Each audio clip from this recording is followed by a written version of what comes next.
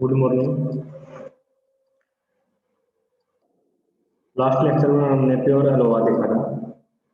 Pure अलोवा में क्या था कि भाई जब भी किसी स्टेशन को कोई डाटा ट्रांसमिट करना था वो सब ट्रांसमिट कर रहा था, और उसमें जो वल्नरेबिलिटी का जो टाइम था वो था आपका 2 × TT, और इसकी जो एफिशिएंसी आई थ्रूपुट आई थी वो आई थी 18.4%। तो अब इस लेक्चर में हम स्लोटेड अलोवा देखेंगे जो कि इम्प्रूवमेंट है प्योर अलोवा पे। उसमें क्या था, प्योर अलोवा में जब भी मन किया, जिसका मन किया वो ट्रांसमिट कर रहा था, है ना। इसको थोड़ा सा चेंज किया है स्लोटेड अलोवा में।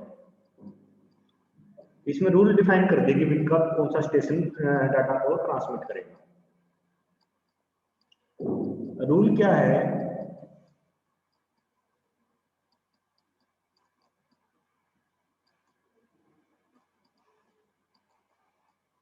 देखो इसमें क्या है, जो अपना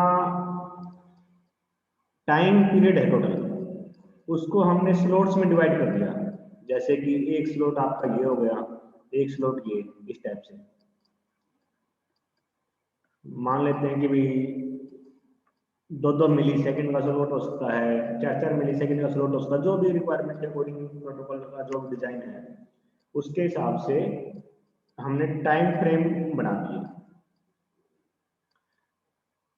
इसमें क्या है कि भाई जब भी किसी को स्टेशन को किसी भी डिवाइस को डाटा ट्रांसमिट करना है, वो ये नहीं होगा कि भाई वो अपनी मर्जी से कभी भी भेज देगा, बल्कि इसमें जो ये स्लॉट्स हैं, अगर किसी डिवाइस को डाटा ट्रांसमिट करना है तो वो इस नया स्लॉट जब भी शुरू होगा ना, उसी टाइम पे अपना डाटा को ट्रांसमिट कर सकता है। जैसे मान लिया किसी ने डाटा को ट्रांसमिट करना था, तो वो ये नहीं कर सकता कि भाई जैसे आधा स्लॉट जा चुका है अब वो अपना फ्रेम सेंड कर रहा है यहाँ पे, इस टाइप से वो अपना डाटा ट्रांसमिट नहीं कर सकता। वो जब भी स्लॉट नया स्लॉट शुरू होगा उसी टाइम पर अपना डाटा ट्रांसमिट करेगा। इन केस वो जब अपना टाइम स्लॉट शुरू हुआ उसको मिस कर देता है, और सपोज करो इस डिवाइस ने इस टाइम पे डाटा को ट्रांसमिट करना था जब ये स्लॉट शुरू हुआ, ठीक है, लेकिन कुछ भी रीजन रहा हो सकता है कि उसका डाटा तैयार ना हो, जो भी रीजन था, उसने ये डेडलाइन थी जो ये इस पॉइंट पे भेजने की वो मिस कर दी। मिस कर दी तो ये नहीं होगा अब कि भाई वो यहाँ से ये जब थोड़ा सा टाइम पास हो जाएगा उसके बाद वो डाटा ट्रांसमिट करेगा, ऐसा नहीं हो सकता। उसको जब नेक्स्ट स्लॉट शुरू होगा वहां तक वेट करनी पड़ेगी। जब नेक्स्ट स्लॉट शुरू हुआ तब वो डाटा भेज सकता है। ये बात समझ में आ रही है, डाटा कब ट्रांसमिट होगा।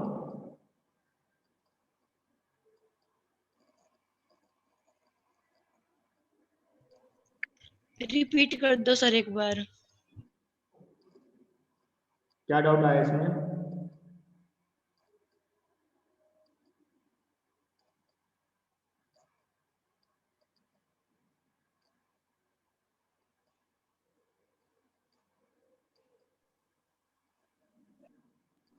समझ नहीं आया सर, पजल से हो गए।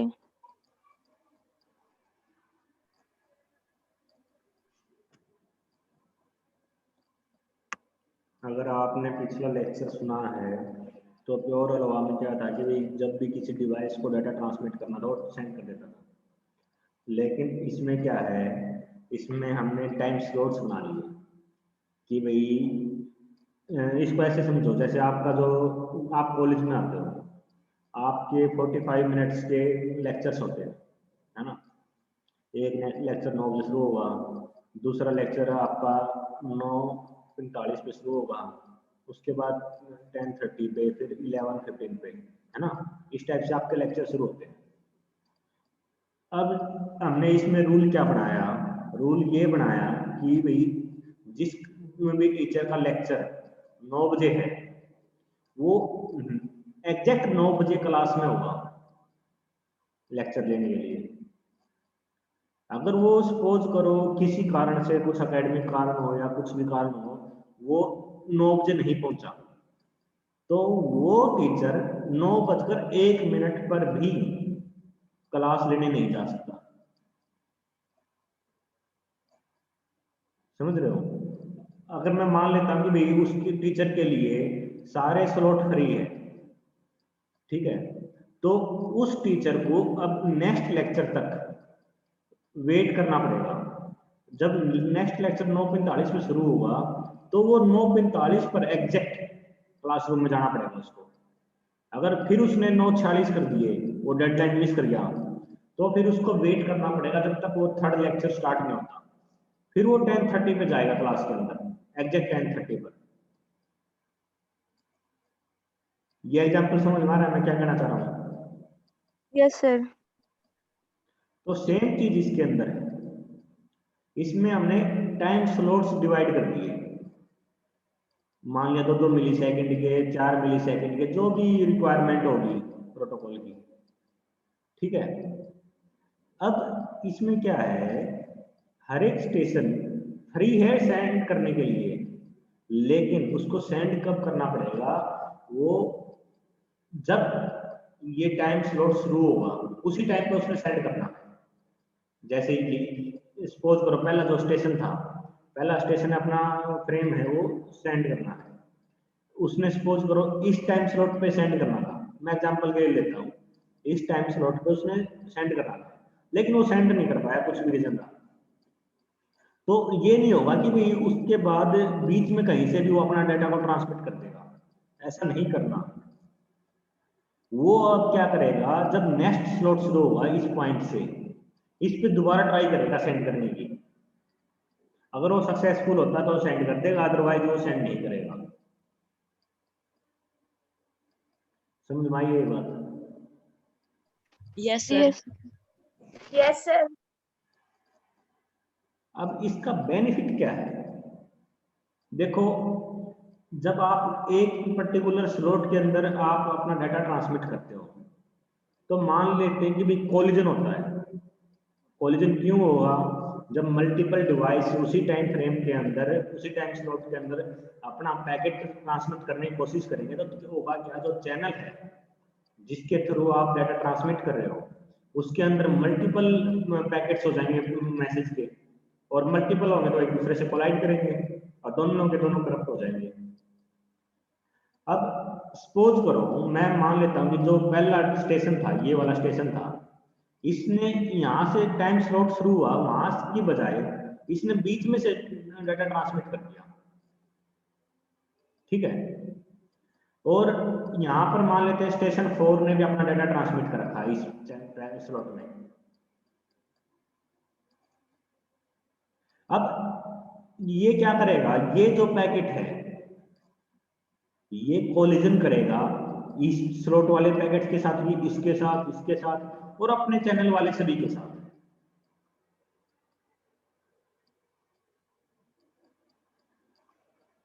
सपोज करो इस अभी इस केस में जो अभी करंट सिचुएशन है, कोलिजन कहाँ हो रहा है, इस स्लॉट के अंदर, इस स्लॉट के अंदर। क्यों हो रहा है, क्योंकि सेम टाइम पर आपके पास मल्टीपल पैकेट्स है अलग अलग डिवाइस के, तो कोलिजन कर गया और दोनों करप्ट हो गए, और इस पे कोई कोलिजन नहीं, ये सक्सेसफुली आपका डिलीवर हो जाएगा जहाँ भी इसमें डिलीवर होना है। इस स्लॉट में कोई कोलिजन नहीं है क्योंकि एक ही पैकेट है, एक ही फ्रेम है, इसमें भी नहीं है, इसमें भी नहीं है। अब ये मान लेते हैं आपका यहाँ होता, ये इन दोनों से कोलिजन होता है इसका, और ये तीनों के तीनों फ्रेम आपके करप्ट हो जाते हैं। लेकिन अब स्लॉट में डिवाइड करने का बेनिफिट क्या हुआ, जब कोलिजन होता है तो सिर्फ और सिर्फ उसी स्लॉट के पैकेट है जो फ्रेम है वो करप्ट होंगे, ये इसका बेनिफिट है।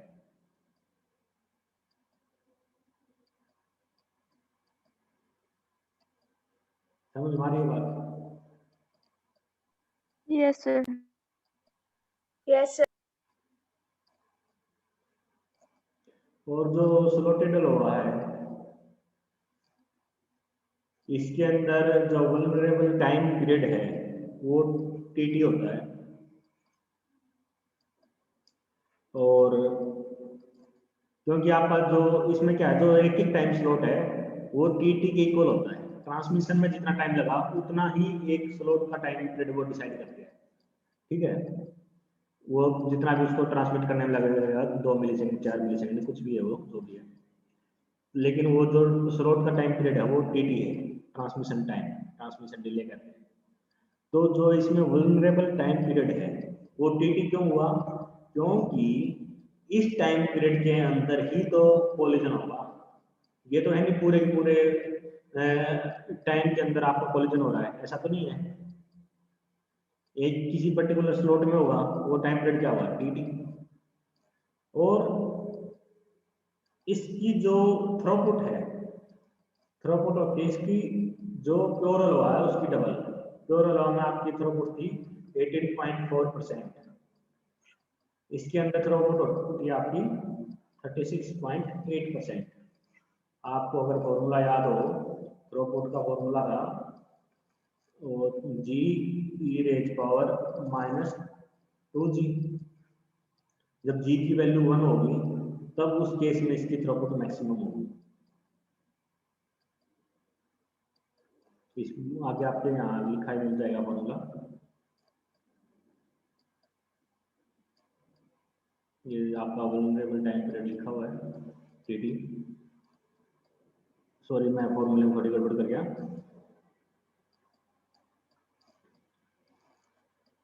ये है जी इंटू ई रेज पावर जी, ये माइनस ऊपर है।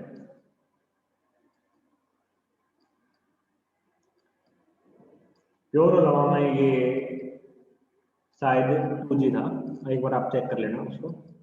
यस सर 2G था उसमें। हाँ, तो जब जी की वैल्यू 1 होगी आपकी ये इसकी जो थ्रोपुट है वो मैक्सिमम हो जाएगी 36.8%।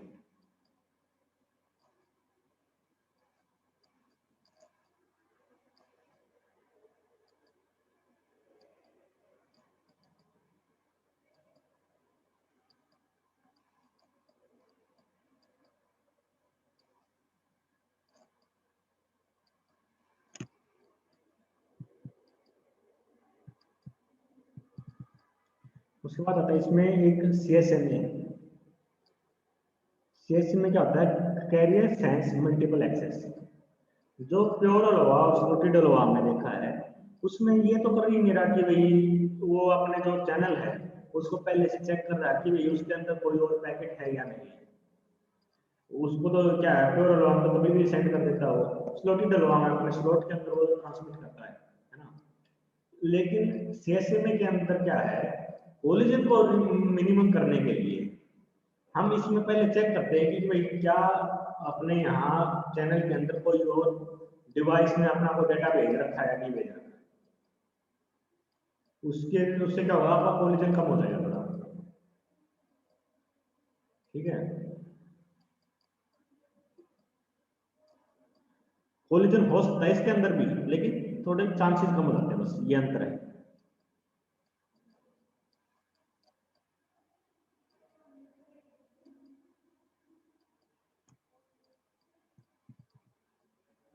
देखो जैसे ये एग्जांपल लेते हैं हम,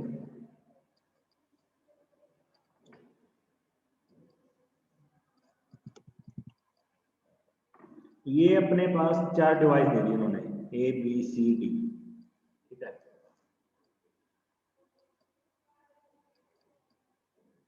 इसको ऐसे समझो पहले तो आप,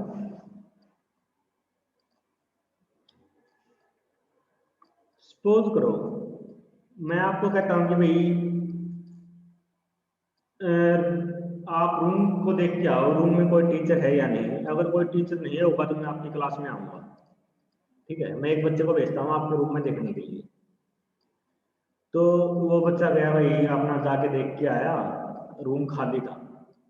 तो वो आके मुझे बताता कि सर रूम खाली है, आप आ जाओ क्लास में। तो मेरे माइंड में क्या आया कि नहीं, रूम खाली है, अभी उसमें कोई नहीं।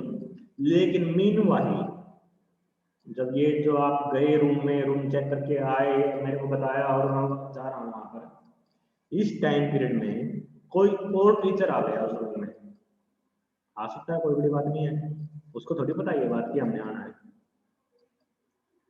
तो जब मैं पहुंचा वहां पर तो मुझे पहले से कोई और टीचर मिला।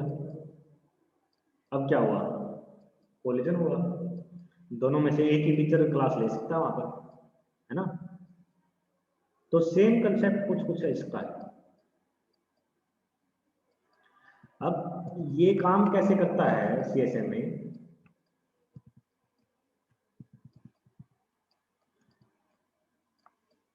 देखो इसको एक बार, सपोज करो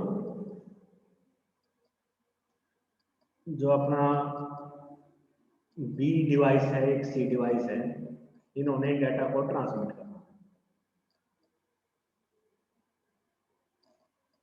अब B है जो, वो चेक करता पहले कि भाई क्या चैनल के अंदर कोई और डिवाइस है जो अपना मैसेज या फ्रेम है जो उसको सेंड करने वाला है।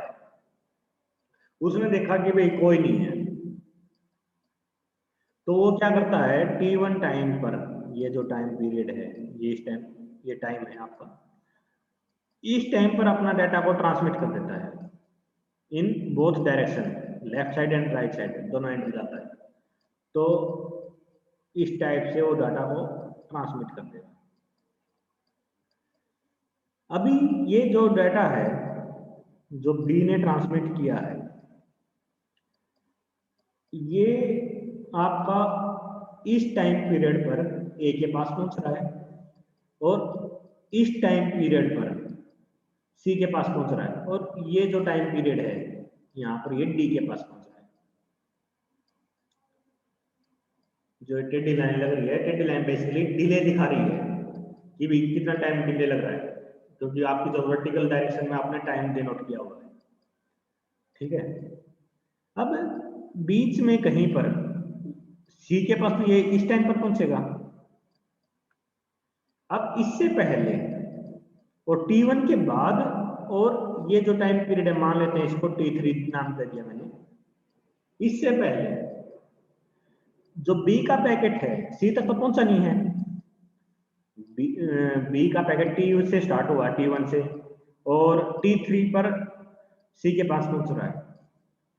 जो बीच का टाइम पीरियड है, ये वो टाइम पीरियड है जब आप क्लास में देख आए और मेरे पास आए हो, है ना।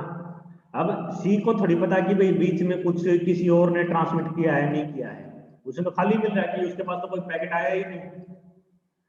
तो वो क्या करेगा, मान लेते हैं कि भाई T2 टाइम पर, ये जो टाइम पीरियड है T2, इस टाइम पीरियड पर अपना डाटा ट्रांसमिट कर देता है, क्योंकि उसको तो चैनल फ्री मिला, ले भाई मैं डाटा ट्रांसमिट कर देता हूँ। दूसरा टीचर आ गया क्लास में, है ना। अब होगा क्या, ये दोनों साइड आपका ट्रांसमिट होगा, लेफ्ट साइड और राइट साइड दोनों साइड आपका ये डाटा जाएगा। अब ये टाइम पीरियड मान लेते हैं हम जहां पर ये दोनों सिग्नल एक दूसरे से कोलाइड कर जाते हैं। इधर से तो C का डाटा आ रहा है लेफ्ट साइड में, और राइट साइड में इसका B का डाटा आ रहा है। B का डाटा लेफ्ट साइड में तो चला गया, A के पास C डिलीवर हुआ है, और C का डाटा राइट साइड में प्रॉपर चला गया, वो D के पास डिलीवर हो चुका है। लेकिन जब लेफ्ट साइड में वो इस टाइम पीरियड पर B के डाटा के साथ कोलाइड कर जाएगा इस पॉइंट पर, अब ये इंफॉर्मेशन कोलाइड हुआ है, ये सी के पास कब पहुंच रही है? T3 टाइम पर। जैसे ही उसको इंफॉर्मेशन मिलेगी कि कोलिजन हो गया, वो क्या करेगा, सी को T3 टाइम पर मिल रहा है इंफॉर्मेशन की कोलिजन हुआ है, तो वो उसी टाइम पर अपना जो सिग्नल है, मतलब और जो मैसेज उसने भेजने हैं वो स्टॉप कर देगा, क्योंकि सिग्नल के मतलब चैनल के अंदर कोलिजन हो चुका है। फिर वो दोबारा सेंड करेगा उसके बाद। ऐसे ही जो इन्फॉर्मेशन है कोलिजन की इन्फॉर्मेशन यहां से जब चलेगी, वो बी तक पहुंच रही है आपकी इस पॉइंट पर। बी को यहां पर पता चल रहा है इस पॉइंट पे, ये मान लेते T4 है, बी को T4 पर पता चल रहा है कि कोलिजन हुआ है, उसके बाद वो अपना सिग्नल रोकेगा, उससे पहले वो ट्रांसमिट करता जा रहा है। कंसेप्ट समझ में आया कैसे काम करता है? Yes.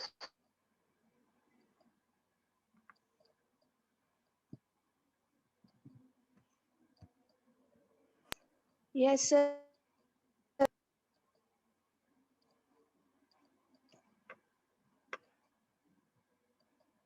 इसका जो वल्नरेबल टाइम पीरियड है वो है टीपी, प्रोपेगेशन डिले, क्योंकि जब तक वो ट्रांसमिट कर रहा है कहीं पर भी आपका कोलिजन हो सकता है एक बार ट्रांसमिट करने के बाद।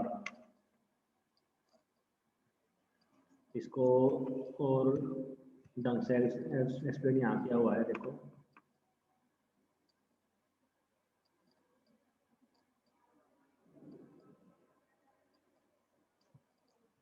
सेम चीज़ जो मैंने ऊपर एक्सप्लेन करी है कि भाई सपोज किसी डिवाइस ने आपके यहाँ से डाटा ट्रांसमिट किया है, ये आपका टाइम पीरियड है, तो बी तक पहुँचने में उसको थोड़ा टाइम लगेगा।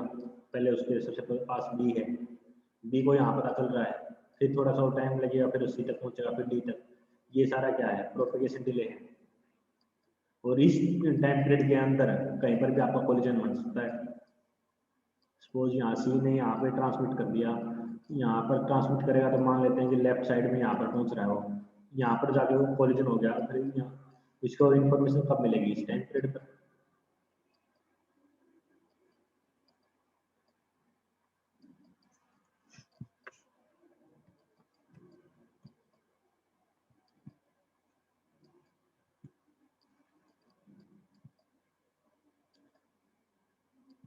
उसके बाद CSM में CD आता है और CSM में CA आता है, कोलिजन अवॉइडेंस। ये दोनों टॉपिक कल देखेंगे। इसमें कोई डाउट हो तो पूछो। No, sir.